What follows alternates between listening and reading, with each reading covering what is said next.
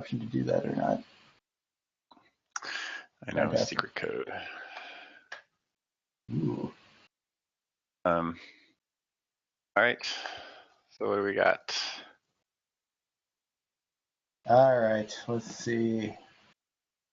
I gotta find my tab wherever the meeting stuff. There it is.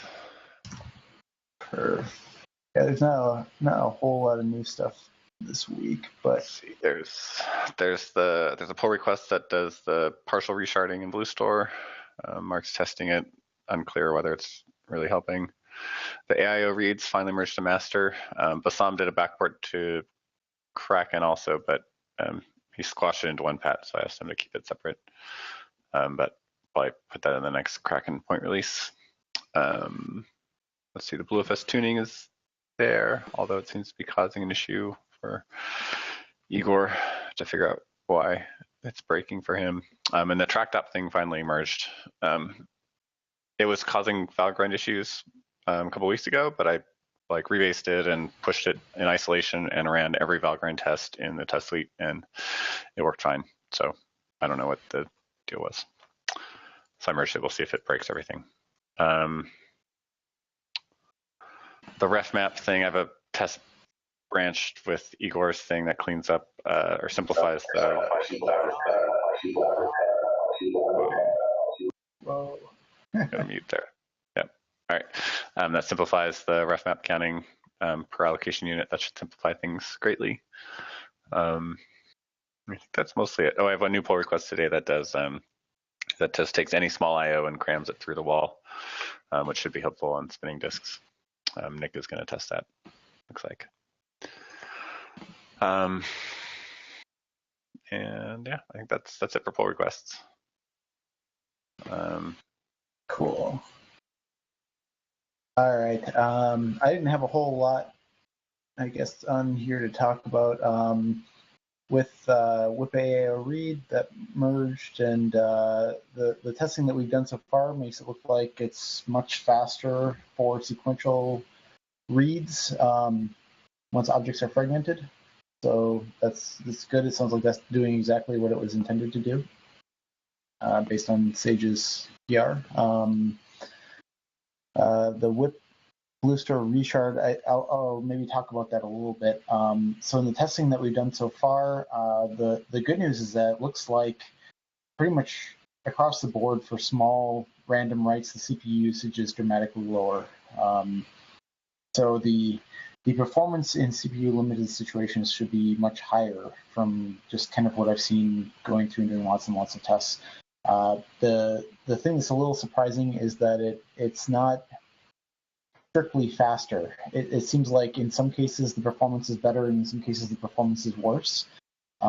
With a 16K min alloc size, which is the default right now for SSDs, it seems like for 4K random writes it's about the same. For 16K and 8K it might be faster, but it's not totally clear. There's a lot of tunables that you can set that kind of change things, and the performance or the behavior seems to be maybe kind of different than it used to be, but not necessarily clearly better. One thing that's still showing up a lot in testing is in the perf stack trace dumps that we see is locking in the bitmap allocator. And I'm not sure if that's necessarily a bottleneck right now or not. It's kind of hard to tell just based on the perf dumps, but it is showing up a lot. So it's something that I think we need to be mindful of. In any event, we're still testing all of this. Sage also has another whip BlueStore reshard full branch that kind of reverts some of the behavior changes, but still has the new code in place. So we're testing that as well. Probably there just needs to be more analysis and more look at what's going on here. I think I was going to try to replicate Nick Fisk's BlueStore synchronous write test findings, but Sage has this new PR that he just submitted. Let's see, which one was it? I don't have it documented in here, but he just submitted it, I think, this morning, that hopefully Nick can test and see if that helps. So I might wait until we can get a chance to see those results to see if it helps or not before digging in. Also, potentially here we have some additional EC overwrite testing to do. The test that I did maybe a month or two ago did not look at the differences between testing where we have, say, like 4+2 versus 6+2, and with the way that EC overwrites work, there could be substantial performance differences between those different kinds of tests looking at different values. So that's something that we also need to look at. So that's basically my updates for this week. Sage, do you have anything else you want to mention? Nope, I think that's it. Okay. It looks like Nokia is adding some things here to the discussion topics. Who on the Nokia side is doing that? Hello, this is Jaime and Ernesto. We are here. Hello. Hello. Hi. Hello. Hi, guys. Yeah. I think that we can share a short presentation. We are testing with hard disk drives performance for writing with Kraken with Erasure Code 4+1. And we have characterized a little the impact of Rados of RocksDB IOPS on the overall performance for writes. So I want to share just a few things that can be interesting for you to understand our context that can be different to your context. Sure, that'd be great. Very, very quickly, this can take us 5 minutes.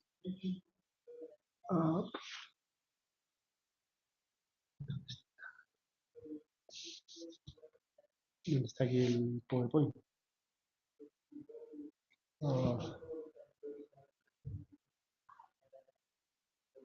¿Cómo se comparte el PowerPoint? Yeah, I think he's having issues to share the PPT. You may share the screen, the whole screen. Yeah, maybe that. I see your screen. Looks like it's working. Yeah, well, yeah, better here.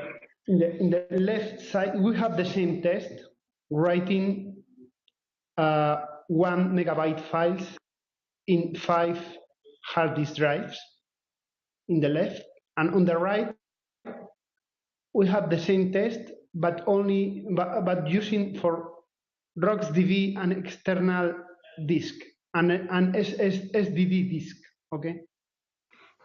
And here there is a period of time that repeats all the time. So it's a cycle that repeats all the time.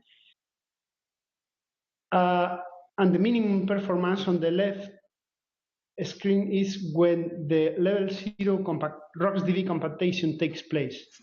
Okay. So the problem is that while the level 0 compactation takes place, in the hard disk drive, we are using IOPS of disk for writing on the RocksDB partition. So these IOPS are decreasing the IOPS for writing. Okay. So that's why the overall bandwidth during 10 minutes period, because we have a lot of objects in this test. So the performance with 10 minutes decrease a lot. And then after the level 0 compactation increase because there are no more writes on the RocksDB. So after making several changes that can change in some way how this compactation takes place, the size of the database files or the periodicity of these compactations, we have the same. I mean, this is a loop, maybe short, maybe longer, but it's always like this. But we are trying to use Ceph for real-time video ingestion and video egress, okay? So we need to guarantee certain performance, whatever, but the minimum performance should be guaranteed. And in the left case, we can only achieve 10 megabytes per second per disk. And in the right side, using for RocksDB, the external partition, we can achieve double, okay? In this graph, in this other picture, in red, you can see the IOPS and bandwidth allocated for RocksDB, okay?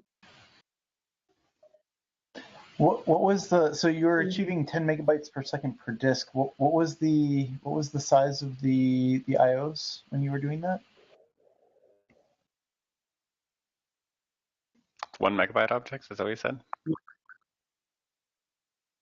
I have here the complete IOPS detail. Yeah, here the database partition is STG1 is 16 kilobytes. Okay, so 16 kilobyte. Were you writing new objects? Sorry, can you repeat? Sorry, were you writing out new objects, new 16 kilobyte objects, or was this writes to existing objects? No. We are only writing 1 megabyte files with erasure code. Yes. 4+1. Oh, Only +1, 1 okay. megabyte files. And are you writing new files or writing two existing files? We are only writing files. Oh, are they updates? Do you mean whether they are updates to existing files or new allocated files, right? Exactly. Yes.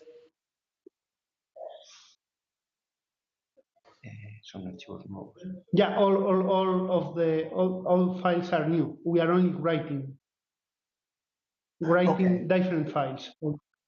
So you're creating new files and writing out one megabyte files? Yeah, that's it. Okay. Yeah. Okay. Thank you.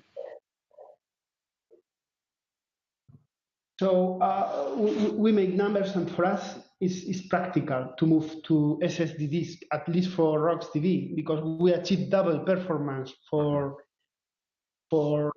video recording and for video delivery, for both things. And we made the numbers You're using Libretus directly, right? Yeah. And this is the bandwidth per disk, like as observed by IOStat or something? Disk. No, it's per disk. Okay. This because is measured with. The numbers just seem really. Is it enough? Is it just a write workload? There's no read activity? No, not read at all. Because the numbers just seem really low. Like when in our tests, we are usually, around 100 megas per second, or something like that. Yeah, we are using a lot of extended attributes. Okay, well, a lot. We have like 12 per file. 12 per file. Even so, not that much.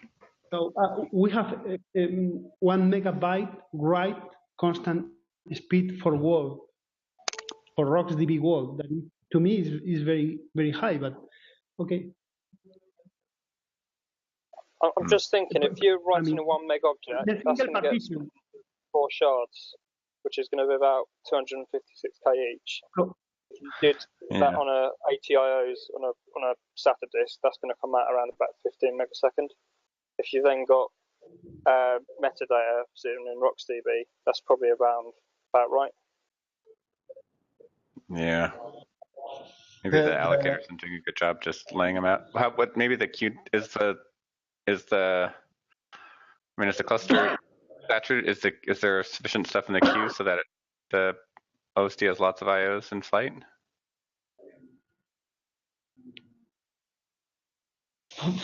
Our database has a lot of data, a lot of small files, because our disk are 6 terabytes, and we are storing millions of objects. So yeah, I assume that. Does it seem like all of the OSDs are busy? Is there enough concurrency that all of your OSDs are constantly working? Yeah. Okay. The disk, this is a full speed test with all the disk overloaded all the time. I mean, yeah. okay. The limitation is clearly the limit is imposed by the disk. In the case of hard disk, all the 5 disks are overloaded by IOPS all the time. And in the second case, the only disk overloaded by writes is the data disk.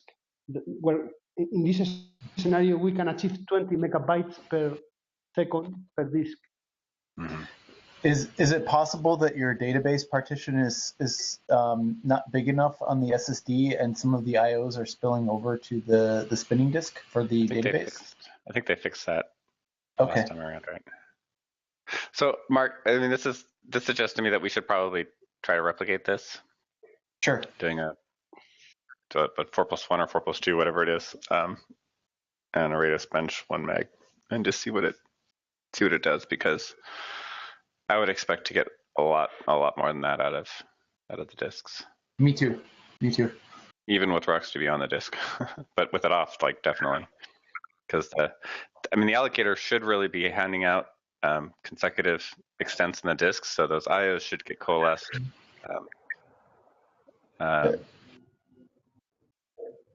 Yeah.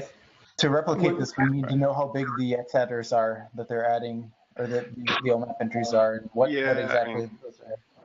I'm kind of I'm skeptical that that's actually the issue, because the those just get shoved in the node. It'll affect the amount of RocksDB metadata, but if RocksDB is on an SSD, it's not going to change any. They're still only getting 20 megs per second, and it should be closer to saturated disk. It worries me though that they see such a huge drop during compaction, right? Because they went from like 25 to 10 when compaction was happening, even though the database should be on SSD. Oh, I missed that. Is that what this? Maybe I was wrong, but that's what I thought was going on. Can you guys? That drop was when the WoW and DB was on the same disk. Okay. Did you guys see compaction effects when you had RocksDB on the SSD?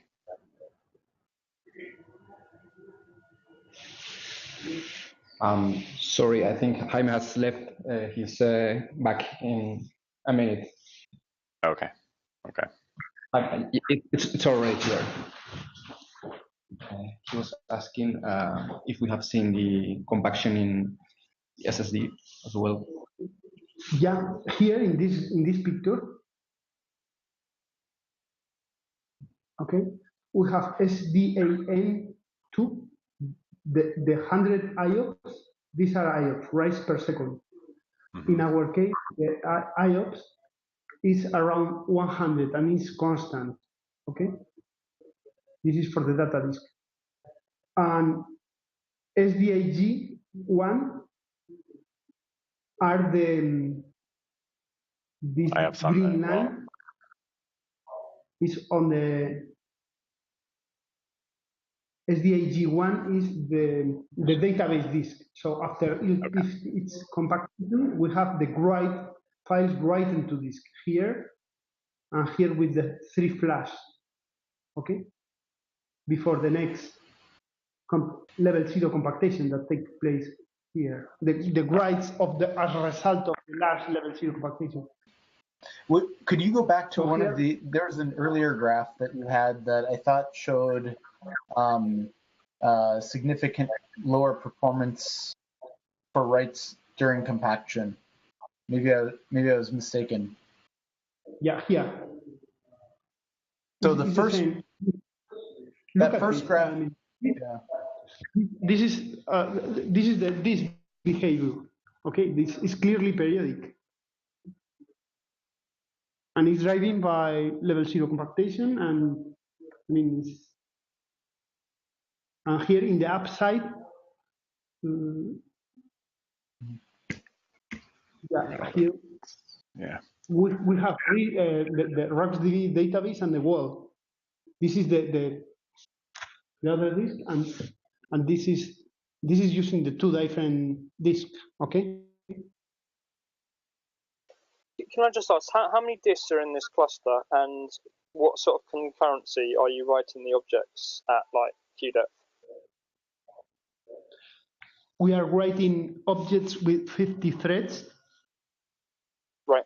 And are 1 megabyte files. That's the only and how operation. many disks are in the cluster? 5. The whole kernel. Oh, I mean, in this test, 5. In our real platform, we have 68 and 5 nodes. 58 disk per node with 5 nodes. In this test, we are only using 5 disks in 1 node. Okay. Okay. How much metadata are you writing per file? Like, do you have a list of kind of what you're writing out?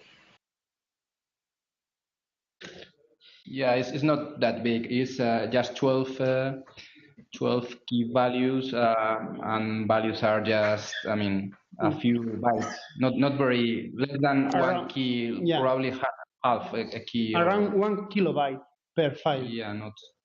Okay. Yeah. Okay. I think we should try to replicate this. Yeah. I mean, the good news is that if you move RocksDB onto the SSD, you don't really see the impact on the write throughput, or at least it's pretty small. So that's good at least. It's interesting actually if you look, if you go back, I think 2 slides where you have the periodic big spike in reads right after compaction finishes. That's the I'm pretty sure that's the cache invalidation that happens because you have to, after compaction finishes, you've invalidated all of your old SST files and you have a whole bunch of misses in your cache. You have to read them back off disk. That's sort of a known problem, but it's, I guess, good to sort of confirm that. Yeah. There is one option that you might try that might mitigate at least that one piece. It's BlueFS buffered read, I think. Let me see.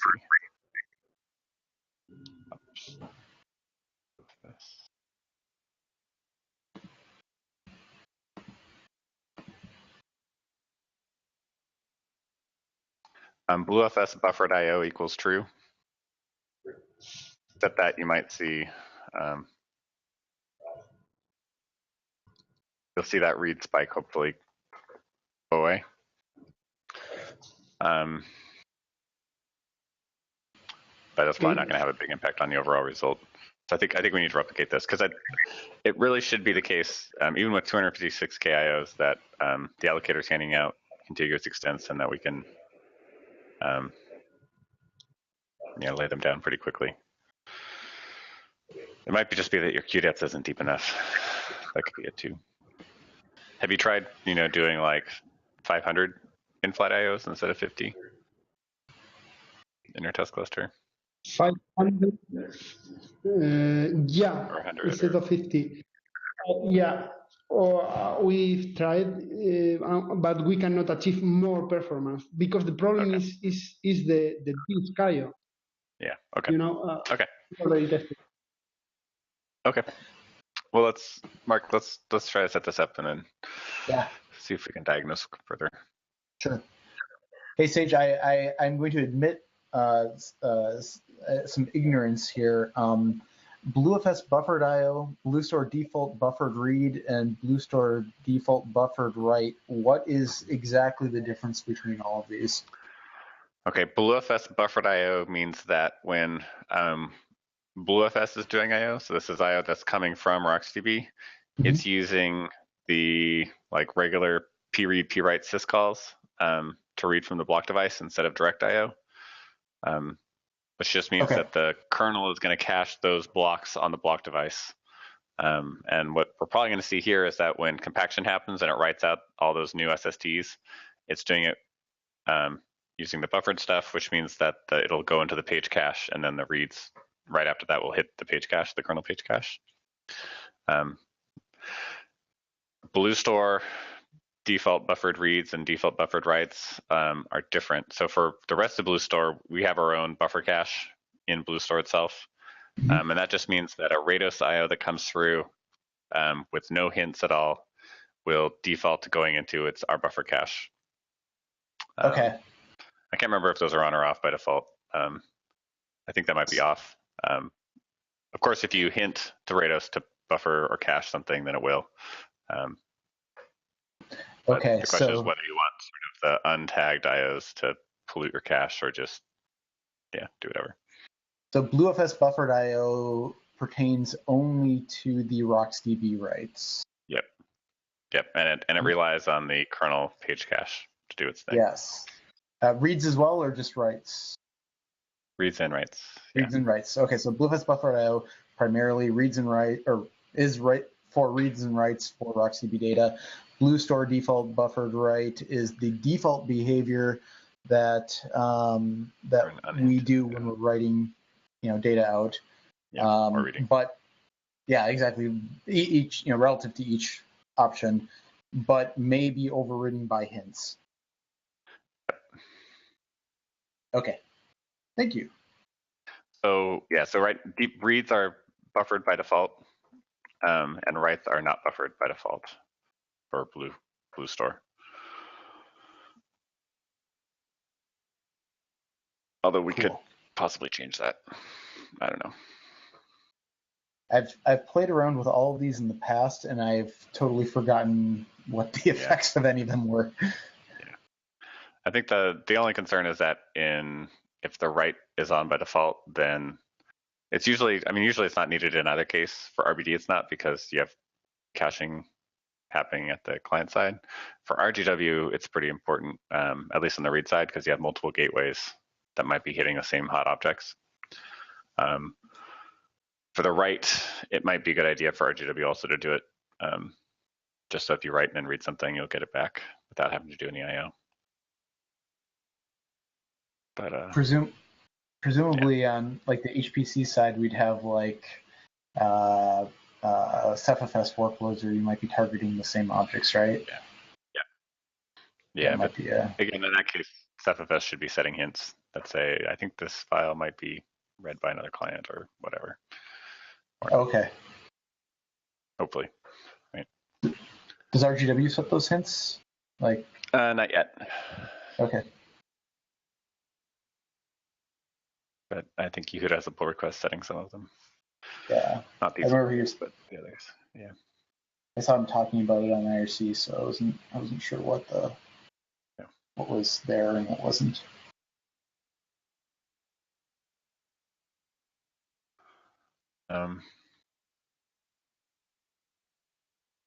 Cool. Okay. Well, thanks for sharing, guys. We'll take a look, because that doesn't. I guess it's good news that the SSD helps, but I want to understand why it's only 20 megs per sec, because it should be better than that. Is that not similar to what I was saying, in that if it's a synchronous I/O, it can't be coalesced, because it's got to be. Yeah, it's kind of my guess is that the queue depth isn't deep enough, either from the client side, or maybe that something in the OSD is preventing enough queue depth as observed from BlueStore. But I would still expect a bit better. Okay. So. Yeah, me too. It doesn't feel like what I've seen in the past, but maybe there's something else here.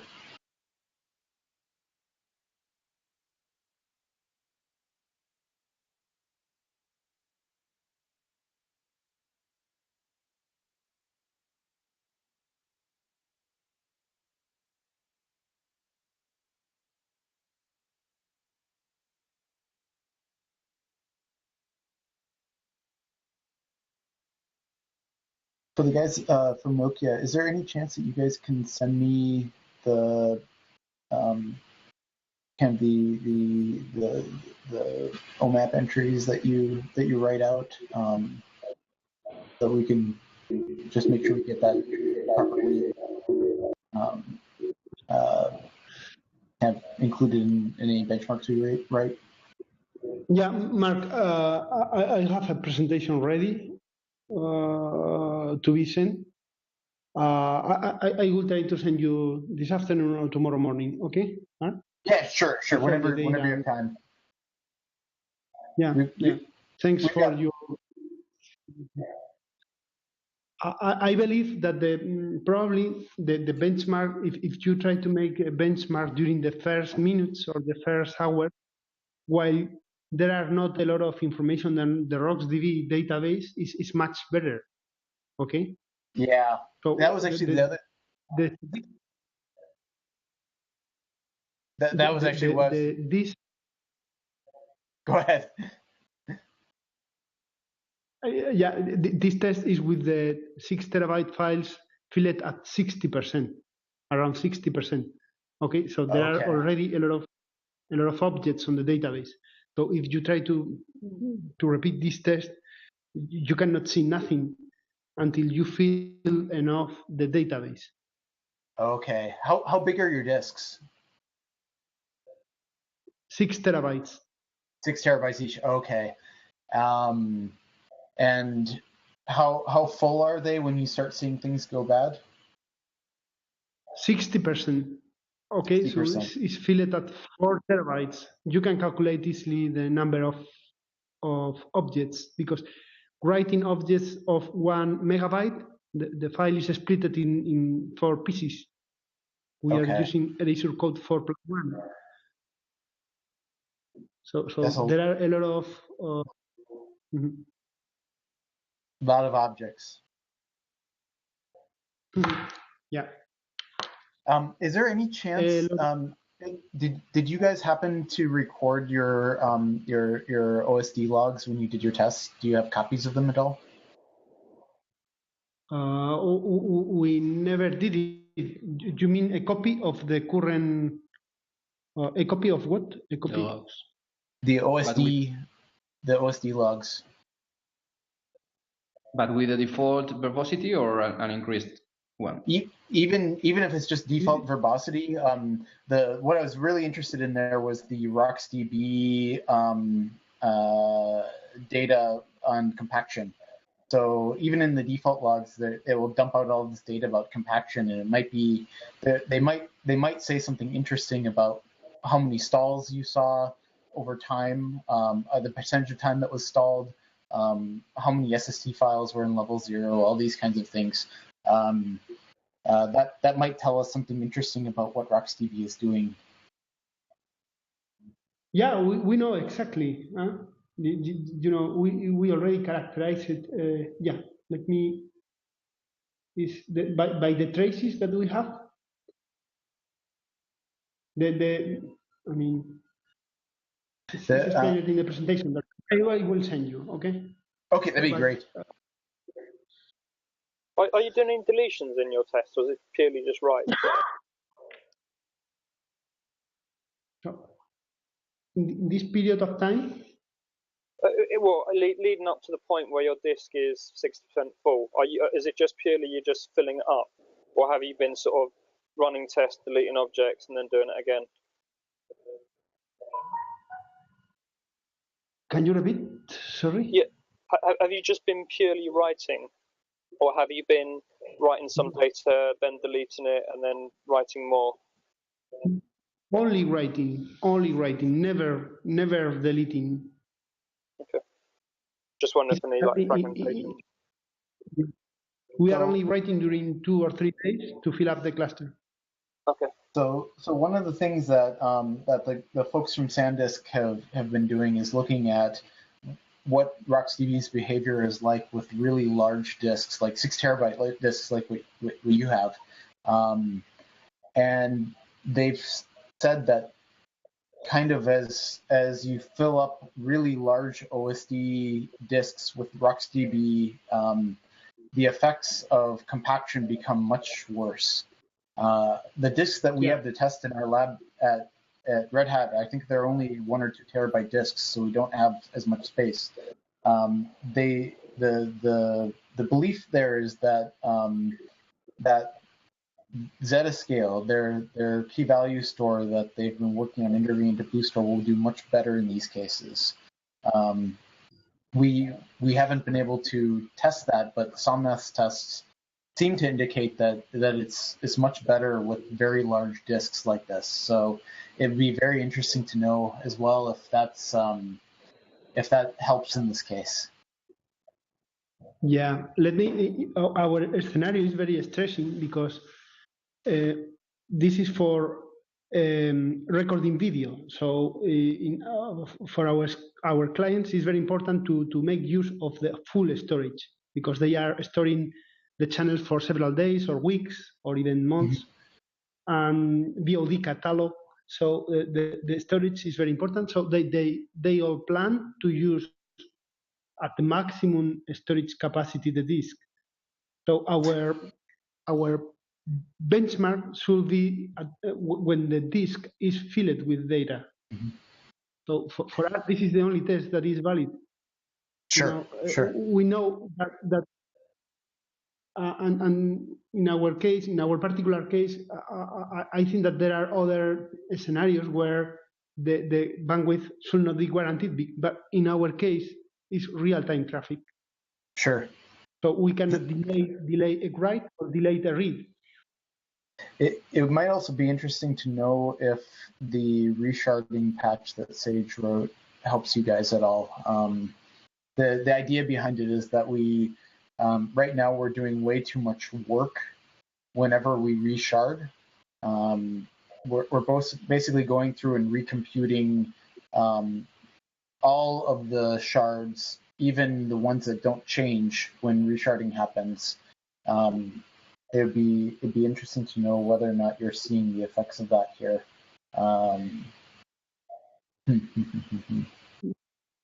What we also have tested, I mean, this is we have been characterizing the bottleneck of our real scenarios with this test, okay, with this small test with 5 disks.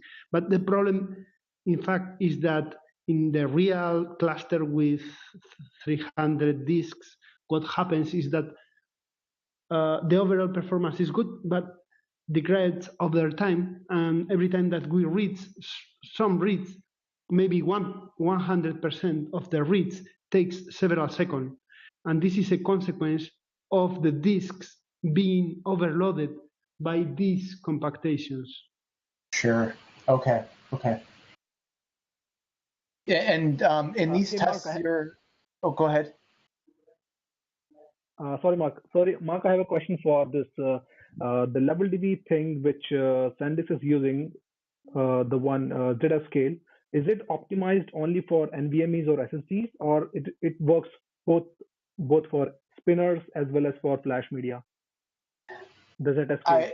My understanding is that they have been primarily focusing on the NVMe case, but I know that Alan mentioned that they've been thinking about spinning disks as they've been working on it, and he was speculating maybe a couple of weeks ago that he thought for large spinning disks it actually may do better than RocksDB does. I don't know that anyone's actually tested it, but that was kind of the thought, that when you have very large OSDs, like on a 6 terabyte disk or an 8 terabyte disk, that the overhead caused by RocksDB compaction becomes so great that he thinks, even though they haven't really been looking at the spinning disk case with Zetascale, that it actually might do better.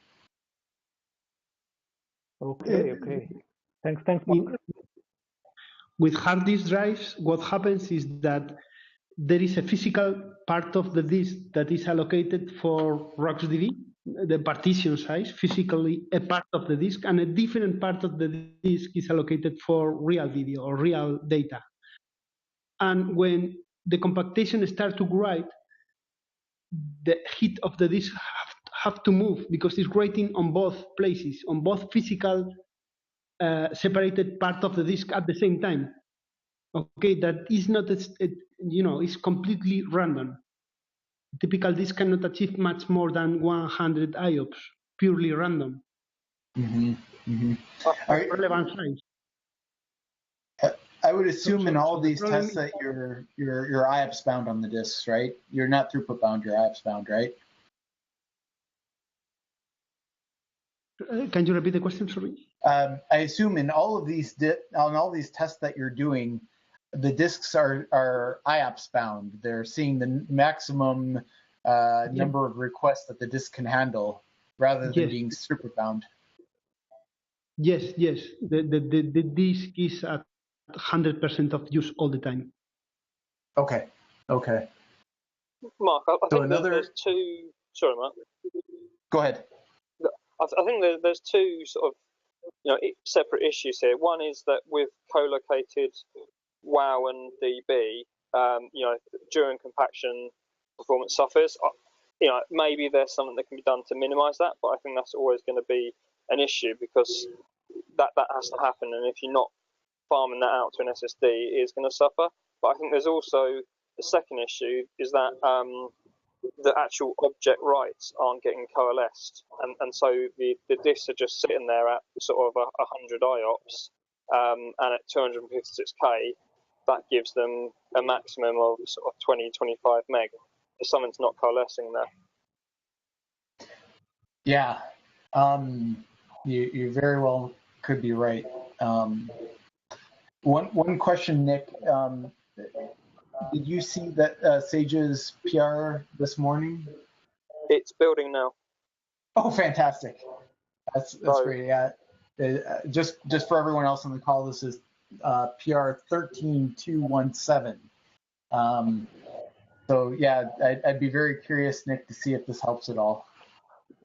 Yeah, if it does, what I'm intending to do is to run a series of tests with different prefer WoW sizes and min-alloc sizes to sort of try and find, if you are using a disk with an SSD, what the cutoff point is for the sort of the latency benefits. Yeah, I think that's a good idea. And I still have it on my list to try to replicate your findings. Unfortunately, some of the other testing I'm trying to do is taking longer than I was hoping it would. So I might be delayed. I've got a couple of outstanding requests for EC overwrite testing as well. So we'll see when I can get to it. But in the meantime, yeah, if you have the ability to test this would be good. Sure. In general, I'm still kind of the opinion that we have too much metadata going into RocksDB. It's at least with the way that RocksDB works, we're seeing a lot of write amplification. We're seeing a lot of read and write traffic in RocksDB. So the resharding patch that Sage did, I think, is good.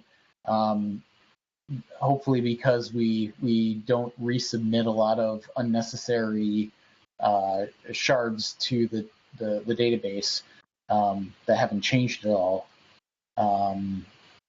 It seems like maybe RocksDB is doing less work based on this, but in a lot of cases performance is no different, so that's a little surprising. But it's also possible that in the limited testing that I've done on it, we may not be seeing the full effects.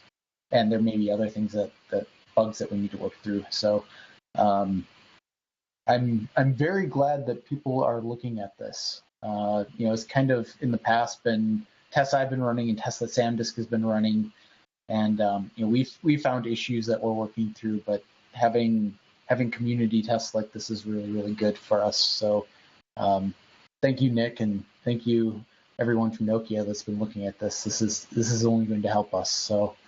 I'm quite glad to see this. Yeah, I mean, once this sort of sequential write sort of thing is resolved, I can actually start looking at. We've got like a semi-production cluster that, if everything got lost, it would be annoying rather than a disaster. So I might start looking to actually start running some Blue Store ISDs and that to give it a bit more of a real-life test. Okay. Nick, another thing that could be interesting to do during your tests, especially if you don't see any improvement with Sage's PR, would be if we could try to get a better idea of what the OSD is doing during those tests. That perf is one option, but I've been kind of unhappy lately with perf because it seems like I'm missing big things that are taking up time, and I'm seeing things that may or may not actually be relevant in the results. One thing that could be done would be to use GDB to grab stack traces, a bunch of different samples of stack traces as the tests are going on, and just see what the OSD is spending its time doing while your tests are running. We might be able to get an idea if there's like lock contention or something else weird going on during those tests. From what I could see, and this is sort of from sort of a more performance monitoring sort of side of things, it was very similar to what Nokia is saying, is that the disks were the bottleneck. So even though I was only doing a single threaded write at 4K, it was like every single write it was requiring the spinning disks to acknowledge before that was passed back to the client. So even though you've got the WoW and DB on SSD, the actual data part was requiring an ACK. Where in comparison to file store, where as soon as it hits the SSD, it gets ACKed and then flushed to disk later.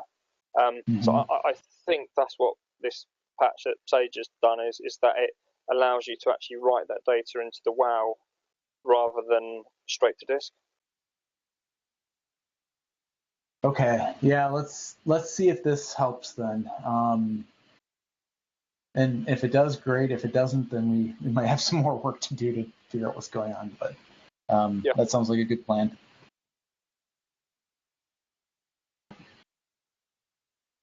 All right. Well, I think that's about we've got 7 minutes left if anyone wants to jump in, but we also have CDM today. So does anyone else have anything kind of last minute that they want to talk about before we wrap up?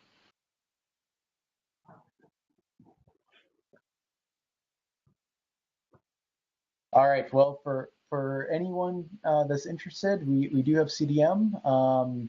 Otherwise, have a good week, everyone, and we'll reconvene next week. See you, Mark. All right. See you guys. Thanks, everybody. Have a good day.